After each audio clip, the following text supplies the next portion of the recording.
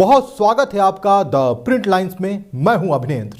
कि हम चौधरी चरण सिंह जैसी शख्सियत को किसी गठजोड़ के बनने और तोड़ने और चुनाव लड़ने और जीतने तक सीमित रखना चाहते हैं। जैसे इंदिरा गांधी जी में एक करिश्माई शक्ति थी लोगों को अपनी तरफ आकर्षित करने की, उसी प्रकार से चौधरी चरण सिंह जी को सुनने के लिए, उनको छूने के लिए, उनको बेहतर तौर से समझने के लिए दूर दूर से गांव-गांव से लोग चले आते थे। राज्यसभा में सभापति जगदीप धनखड़ के सामने विपक्षी सांसदों द्वारा पूर्व प्रधानमंत्री चौधरी चरण सिंह को अपशब्द कहने पर आरएलडी प्रमुख जयंत चौधरी ने विपक्ष पर कड़ा प्रहार किया। उन्होंने मौजूदा केंद्र सरकार के बारे में बात करते हुए कहा कि जो आज सरकार है, इनकी कार्यशैली में भी चौधरी चरण सिंह के विचारों की झलक है। एक जमीनी सरकार ही चौधरी चरण सिंह को भारत रत्न दे सकती है। I give floor to Jayant Chaudhary. Please conclude your observations. Yes, please. Nothing. No. Pramod ji, please help me. No. सभापति जी, No. Nothing else will go on record मैं except. व्यक्तिगत तौर Sir, I have से taken a stand. आज कुछ Only Jayant Chaudhary will complete after he completes. Sorry. Nothing will go on record. Jayant Chaudhary, please. सभापति जी, नहीं सुनिए। आज मैं I have given Pramod ji, nothing will go on record. Pramod ji, it will not go on record. सांसदों के इस सदन की कार्रवाई के दौरान दुर्व्यवहार को लेके बहुत दुखी हूं। आपने मेरी ही नहीं, देश की भावनाओं को व्यक्त किया। सभापति जी, आपने मुझे संरक्षण दिया। बड़ी अचंभा मुझे होती है कि हम चौधरी चरण सिंह जैसी शख्सियत को किसी गठजोड़ के बनने और तोड़ने और चुनाव लड़ने और जीतने तक सीमित रखना चाहते हैं। लेफ्ट, राइट, सेंटर में हम बटे रहेंगे तो ये देश के जो असली धरती पुत्र थे, उनका आदर और सम्मान हम कैसे रख पाएंगे। मैं ये मानता हूं कि देश में जितने महान नेता आए हैं, सब ने एक दूसरे से कुछ ना कुछ लिया है, सीखा है, प्रेरणाएं ली हैं। चौधरी चरण सिंह जी गांधीयन सिंप्लिसिटी को अपना असूल बना के उन्होंने जीवन जिया। महात्मा गांधी जी के ग्राम स्वराज को अपना, उनकी मूल फिलॉसफी का वो हिस्सा और चरित्र का हिस्सा रहा। लाल बहादुर शास्त्री की ईमानदारी, नैतिक, उनके चारित्रिक गुणों को उन्होंने अपने अंदर समाया। इस सदन के माननीय सदस्य पूर्व प्रधानमंत्री एच.डी. देवेगौड़ा, जैसे इनकी राजनीतिक पहचान खेती और किसानी से जुड़ी हुई है, उसी प्रकार से चौधरी चरण सिंह जी की पहचान भी खेती और किसानी और कामगार से जुड़ी हुई है। राजनीतिक विशेषज्ञ मानते हैं कि जैसे इंदिरा गांधी जी में एक करिश्माई शक्ति थी लोगों को अपनी तरफ आकर्षित करने की, उसी प्रकार से चौधरी चरण सिंह जी को सुनने के लिए, उनको छूने के लिए, उनको बेहतर तौर से समझने के लिए दूर दूर से गांव-गांव से लोग चले आते थे। और मैं ये भी मानता हूं, 10 साल मैं विपक्ष में रहा हूं, कुछ ही देर इस सदन में मैं इस तरफ बैठा हूं, लेकिन मैंने देखा है कि 10 साल में जो आज सरकार है, इनकी कार्यशैली में भी चौधरी चरण सिंह के विचारों की झलक है।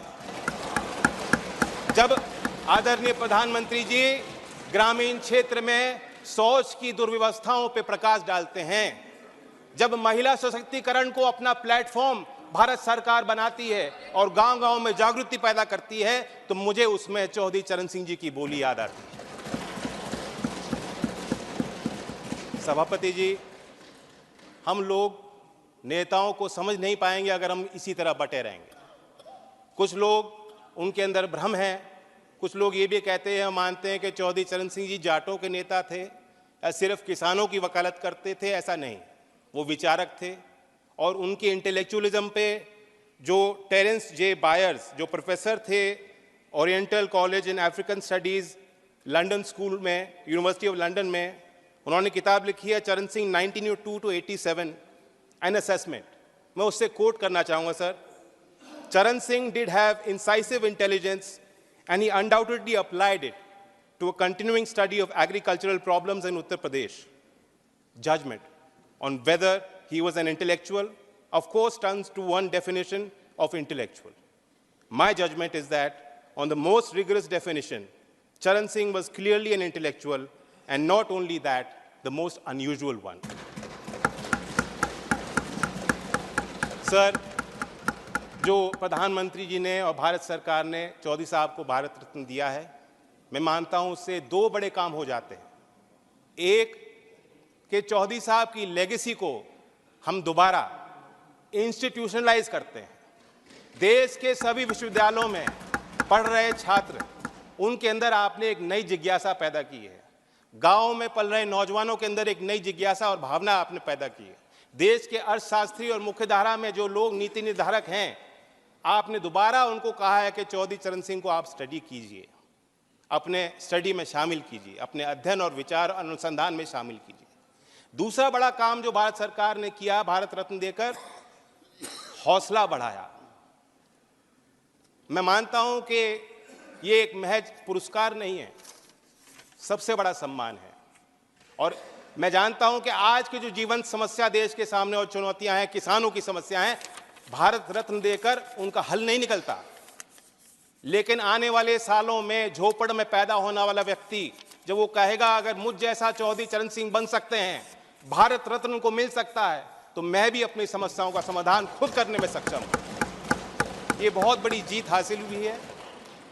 मैं तो चाहता था कि क्योंकि चौधरी साहब मेरे अकेले नहीं हैं, एक पार्टी की नहीं है, मैं अपील करता हूं कि उनके लंबे राजनीतिक और सामाजिक जीवन में जो भी शक्तियां उनके साथ आईं, जो भी नेता आज इस सदन में मौजूद हैं, उनको इस लेगेसी का हिस्सा वो भी हैं, जिम्मेदारी उनकी भी है।